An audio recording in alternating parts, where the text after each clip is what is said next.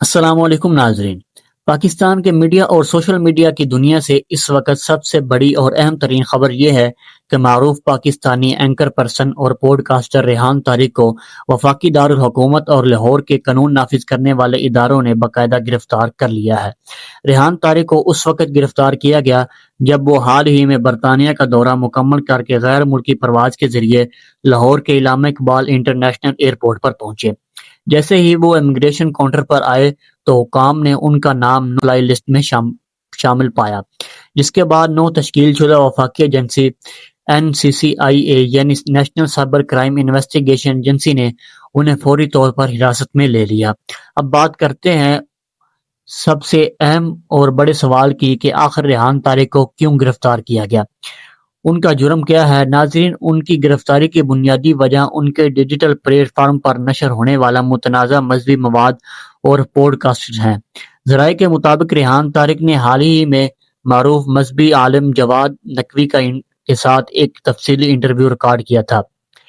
اس interview کا ایک مخصوص حصہ سوشل میڈیا پر شدید وائرل ہوا، جس میں کچھ ایسے حساس مذہبی اور فرقہ وارانہ موضوعات پر گفتگو کی گئی تھی جس نے ملک بھر کے مختلف مکاتب فکر اور مذہبی حلقوں میں شدید اشتعال اور غصہ پیدا کر دیا۔ ان حلقوں کی شکایت پر ایکشن لیتے ہوئے وفاقی ادارے نے ریحان طارق کے خلاف سائبر کرائم ایکٹ کے تحت مقدمہ درج کیا۔ اگر مقدمے اور دفعات کی بات کی جائے تو ریحان طارق پر پیکا ایکٹ 2016 کے سیکشن 11 یعنی ہیٹ اسپیچ اور نفرت انگیز مواد کو فروغ دینے کا الزام ہے۔ اس کے ساتھ ساتھ تعزیراتی پاکستان کے مختلف دفعات بھی شامل کیے گئے۔ ناظرین، جب ریحان طارق کو ضلع کچہری لاہور میں پیش کیا گیا تو ان کی ایک ویڈیو بھی وائرل ہوئی جس میں وہ پاکستان زندہ باد کے نعرے لگاتے نظر آئے۔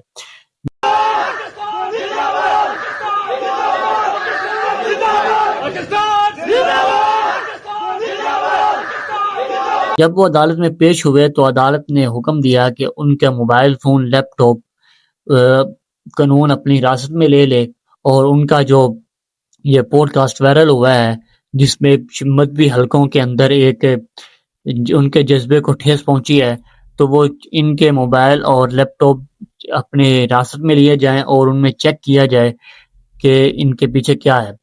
دن تک ان کا جسمانی ریمانڈ منظور کر لیا گیا ہے۔ 6 دن کے اندر اندر ان کو دوبارہ عدالت میں پیش کیا جائے گا۔ اس کے بعد آگے کیا فیصلہ ہوگا اس کا انتظار ہے۔ اگر کوئی اپڈیٹ آئے گی تو ہم آپ کو بتائیں گے۔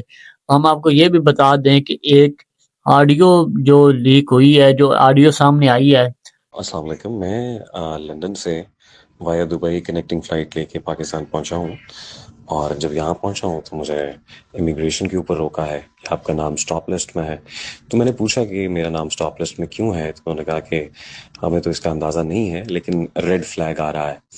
تو اس کے بعد مجھے یہ کہا گیا کہ NCCIA نے جو ہے ریکویسٹ کی تھی کہ آپ ریکوائرڈ ہیں ان کو، یعنی میں NCCIA کو ریکوائرڈ ہوں۔ ابھی گزشتہ کچھ 4 گھنٹے سے میں یہاں ایئرپورٹ پہ بیٹھا ہوا ہوں اور بتایا جا رہا ہے کہ NCCIA کی ٹیم راستے میں ہے۔ پھر پتہ چل رہا ہے کہ وہ آئے ہوئے ہیں، میٹنگز کر رہے ہیں، اور وہ آپ کو یہاں سے لے کے جائیں گے۔ کیا کیس ہے، کیا چارج ہے، کیا ایسا میں نے کیا ہے، مجھے کچھ اندازہ نہیں ہے اس چیز کا، نہ ہی مجھے بتایا جا رہا ہے۔ اور میں ظاہر ہے اداروں کا احترام کرتا ہوں، میرے وطن عزیز کے ادارے ہیں، میرے ملک کے ادارے ہیں۔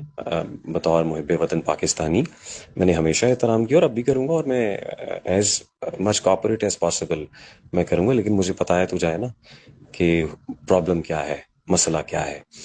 تو بہرکیف یہ ایشو ہے، لیٹس سی کیا کرتے ہیں، کیسے کرتے ہیں۔ اب باہر سے تو مجھے کو پتہ نہیں ہے کہ باہر اس وقت کیا چل رہا ہے، کیا سچویشن ہے۔ میں ہالیڈیز پہ گیا ہوا تھا لندن، اور لندن سے واپس آیا ہوں، اور یہاں آیا ہوں تو یہ اس وقت سچویشن میرے ساتھ بنی ہوئی ہے۔